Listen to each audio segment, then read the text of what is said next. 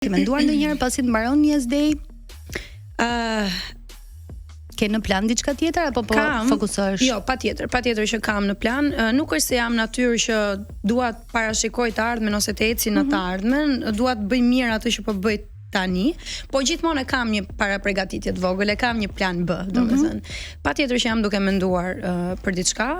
Nuk mund të them konkretisht për çfarë. Mund ta them unë programin që unë mendoj për shembull që ti e dëshiron ose mund të shkoj si program Fan Club.